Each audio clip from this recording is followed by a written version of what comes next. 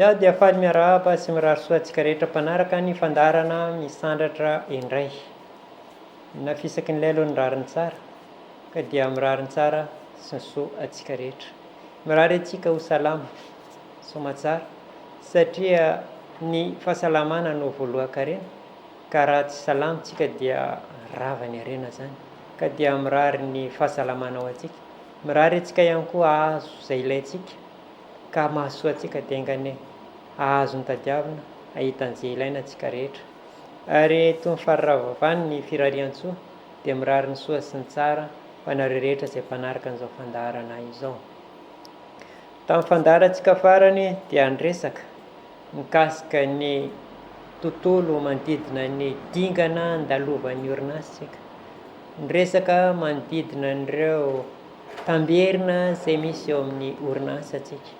Raha tsy ahivona fohifohy tamin'izay fotoana izay dia milaza antsika hoe misy dingana 5 ny andalovan'ny orinasa anankiray. Dia voalohany indrindra dia misy ny fiforonana, ary aorianan'ny fiforonana dia misy ny fiakarana, aorianan'ny fiakarana dia misy ny fahafenoana, aorianan'ny fahafenoana dia misy ny faharavana, ary aorianan'ny faharavana dia misy ny tsy fisena, zany hoe rava tanteraka. Dia miverina miakatra indray, zany hoe iny tamberina iny zany no arahana. Misy io tranga io anatin'ny 2 taona dia miverina ny tamberina, misy 2 taona, misy 5 taona, misy 10 taona, misy 50 taona ary misy 100 taona. Arakaraky ny tanjaka ilay olona tompon'ilay tetikasa na tompon'ilay orinasa zany izay tamberina izay. Fa izay rehetra izay zany dia misy ihany koa. Misy ilay dingana faharoa isika dia hoe mifanohitra amin'izay indray. Vao mitsaika ilay orinasa na ilay tetikasa na ohatran'izay dia tonga dia mandalo fisedrana, mandalo faharavana, mandalo tsy fisena. Izay vao miakatra amin'izay, mihatsara ary tonga fahafenoana dia mihodina hatrany. Mihodina indray, mihodina indroa, mihodina intelo. Dia arakarak'izay zany ny ananan'ilay olona traikefa manatsara hatrany ny tetikasany, na manatsara hatrany ny orinasany, na manatsara sara ny zavatra atao. Ambarantsika teto ny zavatra rehetra dia mandalo amin'ny avokoa. Ka izay zany no tsara arahana sy hodinena mba hahafahantsika mampivoatra sy manitatra ny zavatra ataontsika. Zay zany raha ohatra ka eo amin'ny orinasa. Fa isika olombelona ihany koa dia mitovy amin'izay ihany koa. Zany hoe mandalo dingana mitovy amin'izay voalaza zay. Ny fifandraisantsika, ny feonantsika. Nisy vanim-potoana izy ity efa nentina teto ihany, fa mamerina zany tsika sy manamafy an'izay voalaza zay satria misy ny fifandraisan'izay ilay fifandraisan'ny olona roa zay sy ilay voalaza tamin'ny herinandro lasa iny hoe ny orinasa sy ny tetikasa dia misy dingana ary misy tamberina. Misy dingana 5 izay andalovana ary misy tamberina izay mitranga isaky ny vanim-potoana voafetra. Dia mitovy amin'izay ihany koa zany tsika olombelona. Zany hoe misy karazany maromaro zany ny olona mifandray aminao.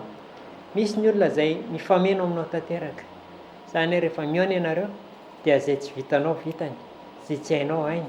Ary rehefa tambatrareo ny hery dia miteraka zavatra tsara, miteraka fivoarana malaky ary fihazakazahan'ilay fiainana iny zany.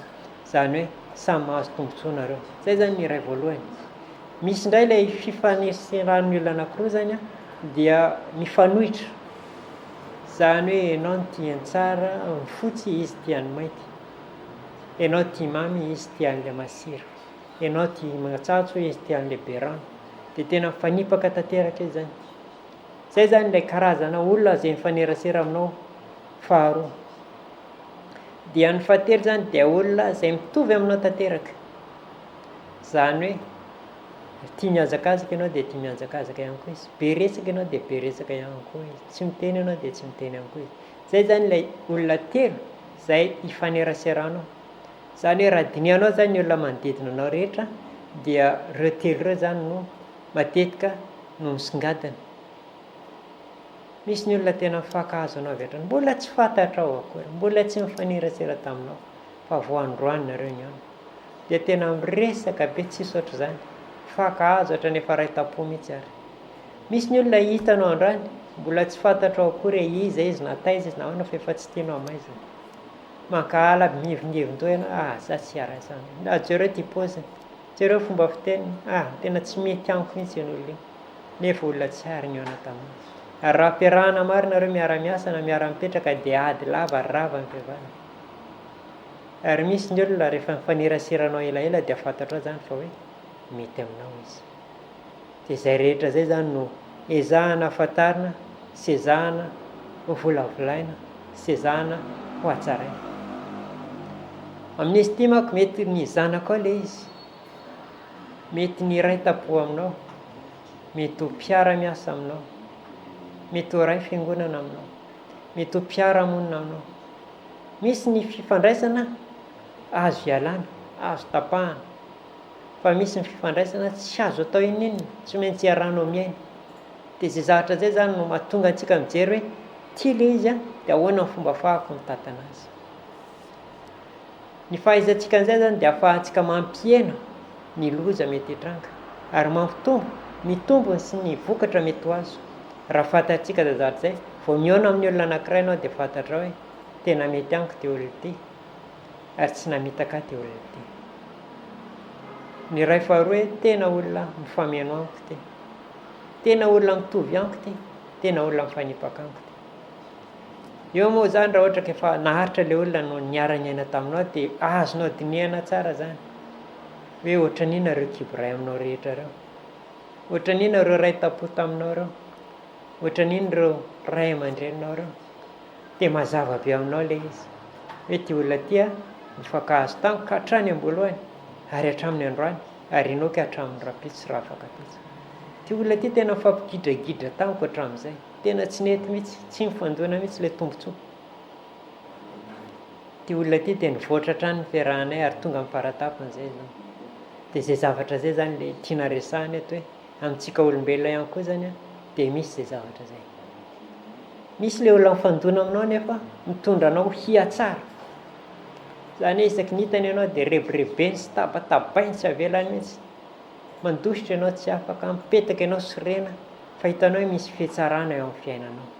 Mifanohitra nareo nefa mifanohitra mitondra amin'ny hatsarana.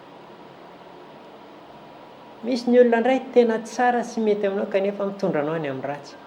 Mivary lavo, lasa mpisory-taoka ianao, lasa mampirafy ianao, lasa mandany voly ianao, lasa miady lava ianao, nefa olona izay mety aminao ilay izy mitovy aminao. Mila mitandrina ianao zany. Misy ny olona anankiray indray dia fameno aminao, zany hoe ampiny ianao ary ianao manampy azy ary miaraka mandrosona reo. Izay zavatra zay zany dia ao anatin'ny fandinihanao an'izay sy fahitanao an'izay dia efa tombon-dalana ngeda be aminao. Eritrereto ny mpiara-miasa aminao raha ohatra ka fantatra ohatran'izay hoe tia no mifameno tamiko ary nahitako vokatra. Dia eritrereto raha nitady vady ianao ka nahita vady ka izay ilay vady nitenenao hoe nifameno taminao izy. Eo moa ho an'ny sasany efa hitany hoe tia ilay voalohany ity tena nanapotika saika maty tia ilay faharoa ity tena nanaritra ny volako, tia ilay fahatelo ity nanampy tena niarina ny fiainako. Za tsy miteny hoe mampirafesa, tsia, fa niteny fotsiny misy ny sasany hoe efa hitany zany zay tia no metimety amiko. Rehefa mipetaka tamin'ity dia nanjary nanambola, nanjary navidy fiara, nahavity nananga-trano. Fa mipetaka tamin'ity sady lany ny volako, nitsita ny fivoaham-bola, ny simba ny fiarako, lasa ny tranoko, lasa ny tokotaniko. Dia eo zany tsika mahita an'izay dingana izay, mahita an'izay traikefa izay, mahita an'izay tranga izay. Dia eo zany ahafahantsika mandanjalanja ny olona irantsika. Fa natao ty fandarana ity, fa nisy fotoana zany na mela belarana an'izay tany amin'ilay resaka toetra tsirairay, toetra ny afo sy ny toetra ny rano ohatran'inona fipetrana, toetra ny rivotra sy ny toetra ny tany. Tantsika ny resaka an'izay fa averina izy androany zany tsy miresaka trano, tsy miresaka afo, toetra na rivotra, toetra na rano, toetra na tsy miresaka an'izay tsontsika fa le tranga misy amin'ny fiarahamonina antsika zany no niresahana androany. Izay araka ny teniko teo fameno tamin'ny fandarina tamin'ny heriny, zany hoe ny tetikasa sy ny orinasa sy ny zavatra ataontsika dia mandalo dingana. Dia ny fifandraisantsika amin'olona ihany koa zany dia misy dingana mitranga, misy dingana mipetraka, misy vanim-potoana ihany koa hitrangan'izay zavatra zay. Io zany ianao dia mila mahay manadiady. Naveriko tsara misy ilay izy mifameno aminao, fameno amin'ny tsara sa mifameno amin'ny ratsy. Misy izy mifanohitra aminao, fanohitra amin'ny tsara sa mifanohitra. Na dia tsy tianao ary izy fa mitondra anao ny fivoarana dia petao ao foana, iareto. Fa raha tsy tianao izy ka tena hitanao fa tena mifandona ary hanapaka amin'ny fihavanana mety hapotika ny aina mihitsy dia ialao. Misy ny olona hitanao hoe mitovitovy ianareo fa mandeha any amin'ny fihatsarana dia tombohy izay zavatra izay. Misy ny olona mitovitovy aminao saingy mandeha any amin'ny faharatsiana dia ajanony. Samy kamolahy, samy tsy mahavita mampiry-trano, samy tendan-kanina dia ajanony na atsarao. Misy ny azo ajany, misy ny azo atsaraina satria araka ny teniko tany am-boalohany misy zany ny azontsika ialana ilay relation, ny fifandraisana. Fa misy tsy azo ialana. Rehefa mipetaka iny izy dia mipetaka tsy azonao ialana na andeha aiza ianao. Na iala aiza ianao na iala aiza, tsy maintsy misy fifandoritana foana eo. Dia izay zavatra izay zany mahatonga antsika manadiady sy mijery izay fifandraisantsika zay. Ny fifandraisana amin'olona zany dia misy ilay dingana mitovy aminay ny orinasa teo. Izany hoe misy ny fionana voalohany, misy ny tranga voalohany, misy ny fivoarana ny relation iny, misy ny fahafenonana amin'ny faratapany, dia misy ny fidinana izay relation izay, ny fahampitehana izay relation izay, faharavana izay relation izay. Izay zany dia mila hitantsika sy voadinikintsika tsara hoe fionana iny sy olona iny dia izao ny atombohany. Dia izao ny fivoarana iny relation iny ny tsara ilay izy. Teto ny faratapony tamin'ny relation anay. Teto nisy fidinana, izany hoe tsy hitahita izy, tsy mifampiresaka firy, izay tsy niona. Tato tena tsisy ninona mihitsy, izany hoe izy tsy hitako za tsy nahita azy, izay tsy mifampiresaka, tsy mifanerasera intsony nandritra ny roa taona, rava ilay izy. Dia nisy fionana indray faharoa, dia nisy fihatsarana indray. Misy ilay izy vao niona dia ady be, tonga dia mifanenjika, mifanaratsy, mifampitory.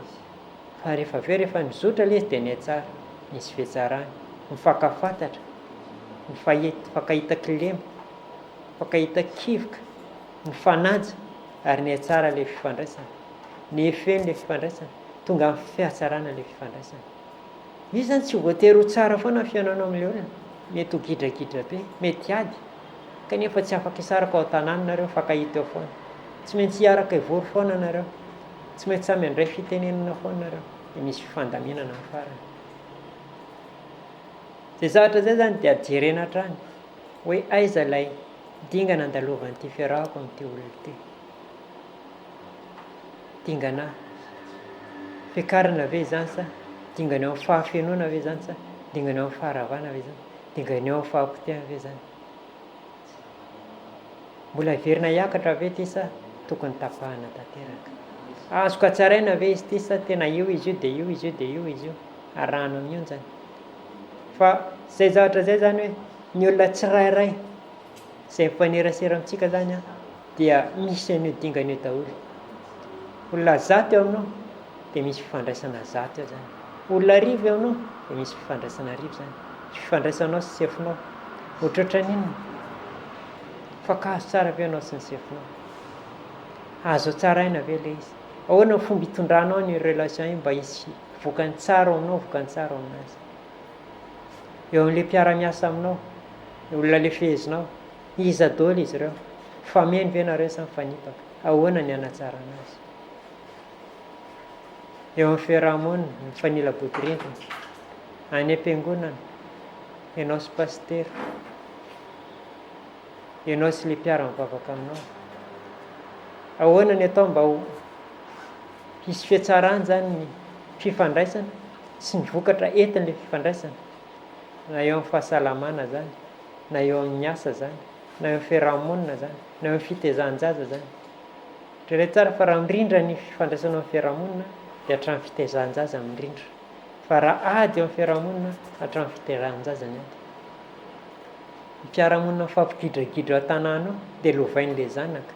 Izy zany tsy vita amin'ny ray aman-dreny eo, fa ilay zanaka ao koa dia mifampigidragidra. Any amin'ny zafy any mbola mifampigidragidra, any amin'ny asa any mbola mifampigidragidra, tsy vita. Ka eo zany mila jerena tsara hoe ahoana ny tantanako an'ity fifandraisako ity, ahoana ny tondrako an'ity fifandraisako ity, mba ho tonga amin'izay ilay hoe samy mahita tombony izaho sy ianao. Dia ny fifandraisana zay zany dia mitovy an'ilay orinasa ihany. Misy io tamberina na hoe cycle ray taona ilay izy, isa-taona zany dia miverina foana ilay. Misy indraindray isaky ny 2 taona, misy isam-bolana, misy isaky ny 5 taona. Zay ngamba ny farany be. Mety isy 10 taona fa mahalana zany. Misy isaky ny 10 taona misy raharaham-pianakaviana dia miona dia miadiny ray.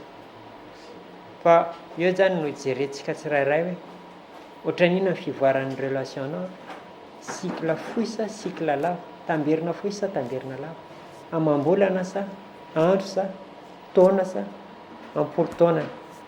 Fa raha dinihanao akaiky ny fifandraisana dia hitanao zany fa hoe manaraka an'izay ilay tamberina zay zany ilay izy. Misy dia metsara dia rava dia misy izy io fohy. Raha le andro teneniko iny zany izy dia andro. Any androany tsara rapitsy miady raha kapitsy miavana. Anatin'ny herinandro ray dia efa mifandinditra eo. Zay izy raha fohy. Raha volana izy dia isaky natitry eo ananaminy ianao andeha hanefa vola na andeha anatitra taratasy dia mifandona foana isam-bolana. Dia ohatran'izay ilay izy. Dia homaninao zany tenanao rehefa tonga amin'izay. Hoe alohany andehany ianao dia miomana tsara. Ara-nofo, ara-tsaina, ara-panahy. Hoe ahoana ny fomba hidirako ao, ahoana ny tantanako ny fidirako ao. Tokony hiteny sa tsy tokony hiteny, tokony valiko izy sa tsy tokony valiko, tokony hifamaly izy sa tsy tokony hifamaly izy. Misy satra indraindray ilainao famaly aminy mba ahafantariny hatreto ny fetrany izy. Misy fotoana ianao tsy tokony hiteny mihitsy fa velao izy ao. Misy fotoana ianao tokony hanazava, misy fotoana ianao tokony hiady mihitsy.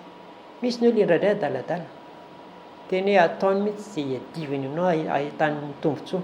Ary rehefa tsy mihetsika ianao dia vao mainka atohizany ary mialainy hatrany ny tombontsoanao, alainy hatrany ilay metimety aminao. Eo ianao zany voatery tsy maintsy hiady aminy dia mila fantarinao fomba ahoana ny hiadivana aminy. Andefitra misy fetrany zany ny fandeferana, hatreto ny fetrany fandeferana. Tapitra io fetra io zany dia tsy maintsy mireagira anao fa misy fiantraikany amin'ny fiainanao, misy fiantraikany amin'ny fahasalamanao. Dia zay zany ilay izy. Zay zany raha ohatra ka azavaina tsotsotra ny endriky ny fifandraisana eo amin'ny olona anankiroa na olona maromaro. Raha vondrona ilay izy dia mitovy ihany eo. Misy ny vondrona anankiray afaka miaraka amin'ny vondrona hafa. Izany hoe association ny entiko teto na groupement teneniko eto. Ny fikambananao, mpife fikambanana ianao dia ahoana fifandraisan'ny fikambanana eo amin'ny firorotana hafa. Mitovy foana mitovy amin'ny olona anankiray zany ny groupement anankiray. Misy io mety amin'ilay firorotana hafa, misy izy tsy mety amin'ilay firorotana hafa. Dia ohatran'izay hatrany. Azo kitarina be da be zany izay zavatra zay. Azo kitarina hoe individuel na groupement na société dia mitovy ihany zany ilay fepetra amin'ny fean'io zavatra hoe misy ny fameno an'ilay groupement na ilay firorotana, misy mifanohitra amin'ny tombotsoany, misy mitovy amin'ny tombotsoany. Dia afaka hifandaminana sy hifanamboarana ny zavatra. Zay no azoko atolotra androany. Atao manjatra dia milaza foana hoe izay ato amin'ny koloaina zany dia azonareo jerena ao amin'ny logement 72 Bedera Koutsanzan Bazarikely Toamasina. Afaka manatona dia afaka manoro hevitra anareo zay. Be da be ny tonga aminay makasosokevitra ary betsaka ny mahazo fahafapo. Afaka manoro hevitra amina resaka fiarahamonina, fifandraisana anatin'ny fiarahamonina, fitezana zaza. Ahoana ny fomba hitezana zaza mba tsy hodofitra ilay izy. Tsisy ny lafatra. Eto ambony tany tsika. Tsy maintsy misy foana ny zavatra indro kely. Tsy niteraka fanahy ianao fa niteraka vatana. Kanefa fanatsarana ny atao antsika zany hoe izao ny hanatsarana azy.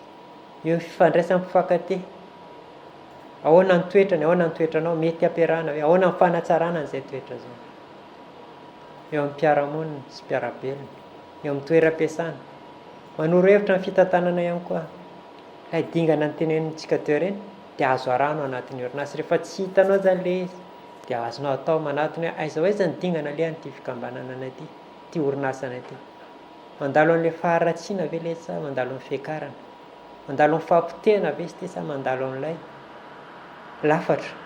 Azo araha maso tsara ary hita tsara ilay izy ary azo tenena hoe izao fepetra raisinao raha ohatra ka eo amin'ny lafatra ilay izy mba tsy hidinan'ny lalina loatra. Mba eo amin'ny 50 isan-jato ny faharavana fa tsy any amin'ny 90 isan-jato. azonao atao manatona miresaka dia mijery dia andramatsy atoroko anao eto zany ny situation misy anao. Raha miroso eto ianao dia zao ny zavatra hitranga manomboka an'izao satria efa teto ny fiakaranao ianao, tonga milafatra ianao zao, entina fidinana ianao zany. Fohy sa lava ilay tamberina dia vitsika mahita azy. Misy ihany koa fanampiana ara-pahasalamana. Azonao atao manatona ny ajejejovana, ny fiaingona, ny bika, ny tarehy, ny volo, misy eo aminay zany tongava. Eo amin'ny tsy fahasalamana, faharerahana, fahavizanana, aretina madinidinika, tongava ao aminay. Misy kasinga natoraly azonay fanampin-tsakafo menanao zany mba hanampinanao, hanamaivamaivana ny analanao an'ireny vesatra misy eo aminao ireny. Dia mitongava fa afaka manampy anao zay, afaka mitantana anao zay. Zay angamba no azoko ambara androany. Raha ny programme moa dia tsy miova fa miteny foana azadiny programme antsika ny 29 mars, conférence débat kasika ny tontolo iainantsika sy ny kasinga efatra. Eo amin'ny resaka fitiavana ny tenenina teo, hoe ahoana ny fifandraisanao sy ny olon-tianao, ahoana ny fifandraisanao sy ny zanakanao, ahoana ny fifandraisanao sy ny raitam-ponao. Eo amin'ny orinasa, miakatra ve sa mitana, feny ve sa inona ny tokony harenina, inona ny tokony amboarina, dia mitongava. Afaka mifanakalo hevitsika, afaka mifanampitsika, afaka manoro hevitra anao zay. Ankoatran'izay dia azadiny fandaharantsika amin'ny radio isaky ny talata sy zoma, ary ny amin'ny télé toy izao izay arahanao zao. Afaka manome sosokevitra ianao zany, afaka manatona, afaka manome loha-hevitra ianao, izao ny loha-hevitra tiako jerena. Izao ilay loha-hevitra tsy takatro tamin'ny vanim-potoana iny nefa efa lasa. Inona marina moa zany? Toetrana afo, ny toetrana rano, toetrana rivotra, toetrana tany. Avereno hazavaina indray fa tena tsy araka ilay izy. Dia azontsika hifanazavana ilay izy satria tany am-boalohany be tabe ny fitsikerana tsy araka ilay izy. Fa taty afara taty rehefa novaina sy nahatsaraina ilay izy dia niaina zany izay tsikera zay hoe manomboka araka sy manomboka mazava an'izay ilay fandaharana. Ka mampirisika antsika zany hoe afaka mameloa hevitra nareo. Dia misy vanim-potoana natokana ionana isaky ny sabotsy maraina amin'ny 10 ka hatramin'ny 12 izay fanapatapahakahitra sy fampizarana ny tsara sy ny mety amintsika. Mbola amin'ny logement 72 BDR Côte Saint-Jean ihany zany no ionantsika, afahana mifanakalo hevitra tongava. Zavatra maro mety ho azontsika ifanakalozana. Zay angamba fa isorana manokana ny Sisel télé izay name antsika sehatra afahana miady hevitra sy mameny tsara sy ny kanto ato amintsika. Isorana ihany koa zareo misera studio izay manampy amin'ny lafiny teknika, manoro hevitra sy mitantana. Isorana ny Ankoloina izay miara mamolavola sy manatanteraka an'izao fandaharana izao. Manao amin'izao akanjo sy fampiaingona zao dia isorana manokana ny Ankoloina izay mandrindra sy mandamina an'izay endrika ivoahana aty ivelan'izay. Hoy izao no endrika isehonao mba ahafahana mandresy lahatra ny fijery. Isorana ihany koa nareo mpijery izay mandefa ny tamberina ty aminay hoe izao indray ny anatsara ho azy, izao indray ny tokony jerena, izao ny tsy mety, izao ny tsy azonay, dia isorana nareo. Isorana nareo izay mpanaraka amin'ny fandaharana, na eo amin'ny Facebook zany, na eo amin'ny radio zany, na eo amin'ny télé zany. Zay angamba no azo ambara sy azo atolotra androany fa mametraka fankasitrahana, mametraka veloma mandram-piandro. Dia amin'ny herin'ny androany tsika miresaka misimisy kokoa sy manazava bebe kokoa amin'izay zavatra sosokevitra sy loha-hevitra izay omenareo anay amin'iny herinandro manaraka. Saotra tompoko amin'ny manaraka indray.